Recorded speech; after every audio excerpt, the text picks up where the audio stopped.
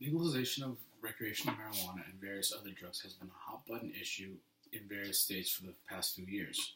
While medical marijuana or cannabis has been legal in several states for years now, the passing of the 2012 proposition in Colorado, Amendment 64, and in Washington, Initiative 504, made recreational marijuana legal in both states for adults over the age of 21.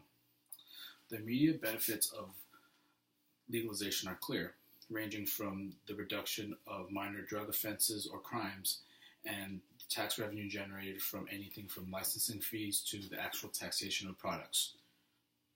Legalization and, more important, regulation is of these substances is not only the logical step, but in my opinion, the morally correct thing to do as a society. I'll definitely get into the more tangible effects later on. I want to start off by posing a question to my audience. Why are certain things allowed and other things not? Well, the simple answer is some things are good for us and some things are bad, and some things are unknown to us, and we need to be allowed further research for us to understand if they're harmful or not. Well, this was basically the premise that most policymakers in the 1930s and the premise behind the 1936 marijuana propaganda film, Reefer Madness. Marijuana was basically something that would make you go crazy or commit acts of violence for no reason. And these were just some of the ridiculous rhetoric being spewed at the time. But according to an article in the Reason Journal/magazine, on the face of it, the fact that marijuana seemed exotic to Americans at the turn of the 20th century was puzzling, since it was a common ingredient in patent medicines during the 19th century. So why did it become such a problem that it had to be outlawed and placed as a Schedule I drug on the DEA's drug list, meaning it had no beneficial properties, medicinal or otherwise? Well, that may have something to do with what was occurring culturally at this point in American history, when the subject of marijuana was just a piece of what was going on in the general public. During the 1930s, the Harlem Renaissance was in full effect, and other minority groups were starting to get a feel of what freedom really meant in the United States. Cultural arts was booming, and both the African American and Latin American communities and jazz and other styles were becoming prominent in the music scene. As a way to continue to persecute these minorities, policymakers saw marijuana as the perfect scapegoat.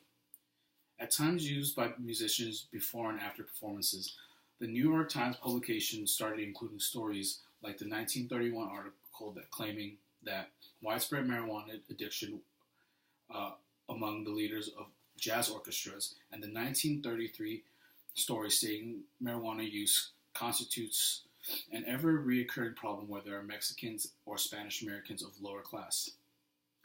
This type of stance would seem quite off-brand for a publication like the New York Times nowadays, but a century ago that was not the case. Again, in the early 60s and 70s, marijuana was painted as the main culprit responsible for the anti-war, anti-government sentiment of the youth at the time.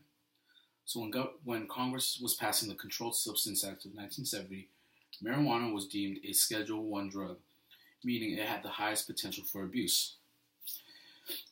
Cannabis had just became another pawn in the chess match of political dominance and control through systematic prejudice and racism. The United States has a long history filled with instances of such behavior dating back to using Native Americans' tribal nature as reason for occupying or taking their land, and using similar reasoning of lower intelligence when it came time to justify the use of slave labor for plantation work throughout the early American history. All of this to say is cannabis is not all that dangerous and was just misrepresented as such. Another reason why banning cannabis in the first place was unjust. So let's get into the meat and potatoes of my argument and get into the fact that should make cannabis legalization a no-brainer, if I haven't won you over already. Are you ready for it? Coming directly from the Drug Enforcement Agency website and fact sheet, no one has ever overdosed or died from cannabis. Actually, according to a DEA judge who tried to get cannabis rescheduled in 1988, it would take 20,000 to 40,000 times the amount of THC in a single joint to kill you, or a smoker would theoretically have to consume nearly 1,500 pounds of marijuana within 15 minutes to induce a lethal response, wrote Judge Francis Young. Whether you had knowledge of this before or just learned this fact right now, it should astonish you. However, here are a few examples of legal drugs that I can think of off the top of my head that are more dangerous than cannabis. Alcohol, which kills over 20 to 30,000 people annually. Tobacco, which is responsible for nearly over hundreds of thousands of deaths each year. And even aspirin, which according to a major study done by Oxford, 3,000 people die each year from aspirin. Should all these drugs be taken off the market and prohibited because there's a risk factor involved? Or should we let people make decisions for themselves and decide what they want to put in their bodies? We have already proven that medical marijuana and cannabis in general are not dangerous or are even less dangerous than alcohol and many other substances that we allow today. Medical marijuana has actually been filled with anecdotal evidence of treating an assortment of illnesses and ailments ranging from depression, anxiety, nausea, pain relief, loss of appetite, or a number of other things that cannabis helps symptoms with.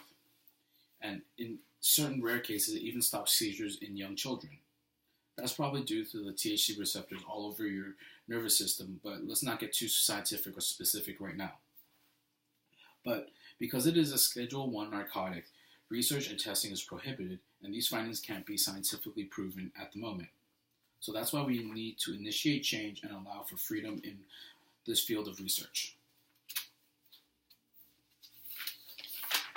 So, your argument may be that if we legalize cannabis, it would flood our streets and possibly end up in the wrong hands like a child's. But according to research done by the National Survey on Drug Use and Health, there has been a significant drop-off in Colorado teenagers' monthly use of marijuana and even other substances in 2015 and 16 compared to prior periods before legalization.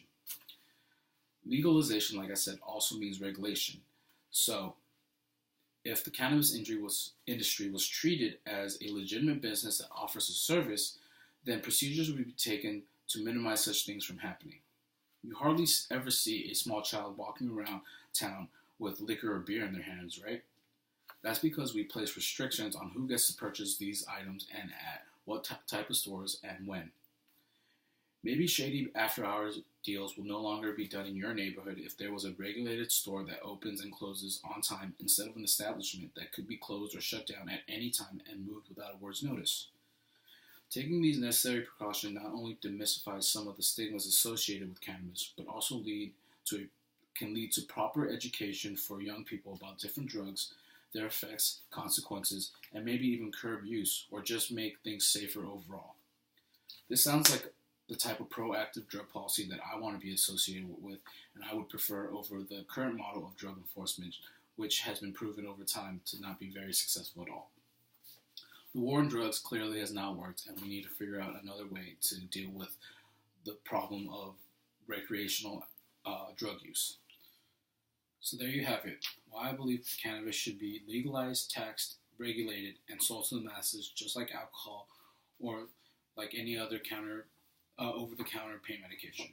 I want the days of the stigmas of cannabis and marijuana to be over with. It's no longer just for kids that are outcast and can't associate with other people. Cannabis has been proven not to be harmful, and with the right study, funding, and access to research, we could come to find that cannabis is something that can help far more than it harms. Thank you for listening to my presentation, and I hope you enjoyed.